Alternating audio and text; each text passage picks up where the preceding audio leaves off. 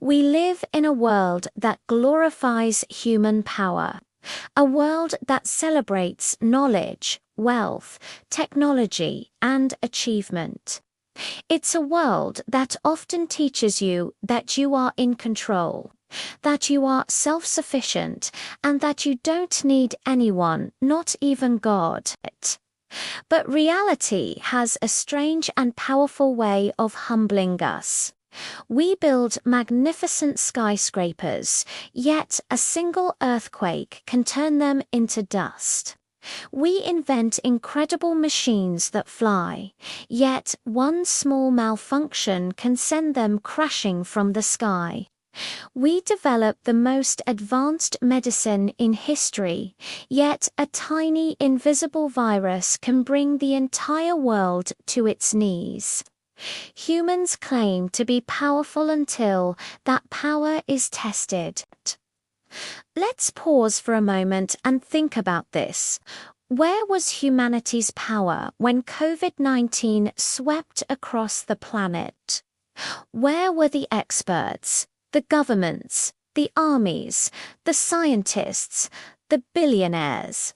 The richest, most advanced nations on Earth went into complete lockdown. Hospitals overflowed with the sick.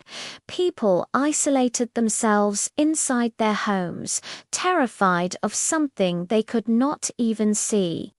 One microscopic creature exposed the fragility of the entire human empire. Now, this is not a criticism of science or human effort. Science is a blessing from God, and effort is an essential part of our life. But this experience reveals a profound truth we often choose to ignore. Human power is temporary and limited. Allah's power is absolute and infinite. For centuries, humans have believed they had mastered nature. We thought we had it all figured out. But then floods drowned civilizations. Droughts emptied mighty rivers, storms swept away entire cities, and fires consumed vast forests. Nature doesn't ask for our permission. It doesn't sign agreements with us. It doesn't negotiate with kings, presidents, or dictators. And remember, nature is only one of the countless armies of Allah. Even the most powerful individuals break down in seconds when faced with life's realities. Ask a billionaire lying on a hospital bed if his money can buy him health. Ask a powerful ruler at the edge of death if his throne can buy him just one more heartbeat. Ask a genius suffering from depression if their intelligence can purchase a moment of peace. Real power collapses when the soul is shaken. No matter how strong our technology becomes, no matter how advanced our science gets, no matter how wealthy our nations become, we cannot escape hunger, disease, fear, loneliness, aging, or death. These are not punishments.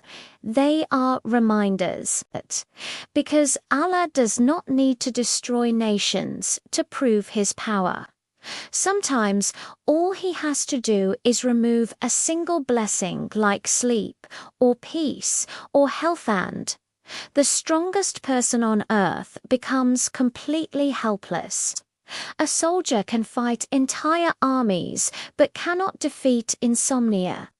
A CEO can lead thousands of employees but cannot stop his own hair from turning white.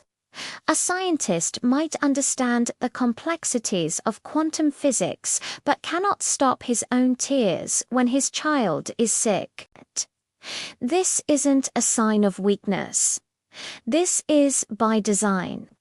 Allah wants us to understand that true power is not found in control, it's found in dependence. When you depend on Allah, you are truly strong. When you depend only on yourself, you are fragile. Look at a small child. He can't feed himself, yet he sleeps peacefully every single night. Why? Because he knows his mother will feed him, protect him, and carry him. His peace comes from absolute trust. As adults, we often lose that peace not because our problems are bigger, but because we forget who is carrying us. In the Quran, Allah says, "And whoever relies upon Allah, He is sufficient for him." The modern world teaches you to rely on everything except Allah. It tells you to rely on science for answers, on money for security, on friends for support, and on society for validation. It tells you to rely on yourself for everything. But when the storm of life arrives, where do these things go? Money might buy medicine, but it cannot buy a cure. Doctors may treat an illness, but only Allah can heal. Friends may offer comfort, but they cannot remove the pain.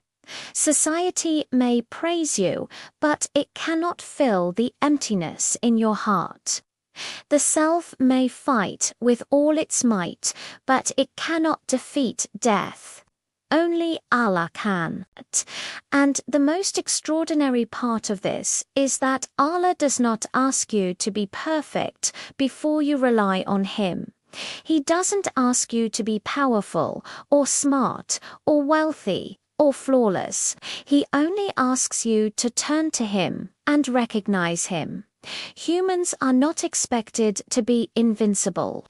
We are expected to be connected. You see, the problem today is not that humans became powerful. The problem is that we forgot the source of that power. We think we control life because we built airplanes. But we didn't create the air. We didn't create the laws of physics that allow for lift. We only studied the laws that Allah had already placed in the universe. We think we control communication because we built smartphones, but we didn't create sound. We didn't create language. We didn't create consciousness. We only configured things that already existed. We think we control knowledge because we built universities. But no university on earth can teach a soul how to enter a body, how to love, how to dream, or how to believe.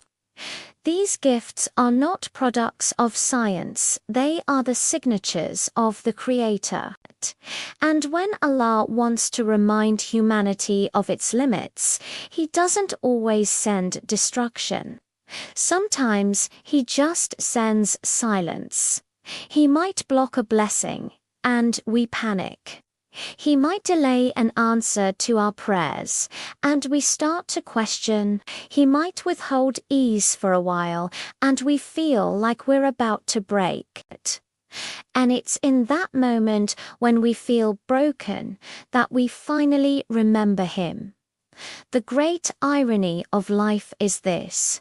The closest a human being comes to Allah is not when they are powerful, but when they are powerless. When our own power fails, our faith begins. When the heart cries out in desperation, the soul finally wakes up. And when Allah steps in, no force on earth can block His relief. Because Allah doesn't need armies to rescue you. He doesn't need doors to be open to provide for you. He doesn't need permission from anyone to bless you. He simply says, "Be," and it is. So, for those who trust solely in human power and forget Allah, the message is simple. You are not being asked to reject knowledge. You are not being asked to reject science or technology. You are only being asked to remember that all power has a source. Science studies the creation. Faith connects you to the Creator. Together, they bring both understanding and meaning to our lives. Without Allah, power becomes arrogance. But with Allah, power becomes purpose. Thank you for watching. If this message resonated with you, please like, share, and subscribe for more content.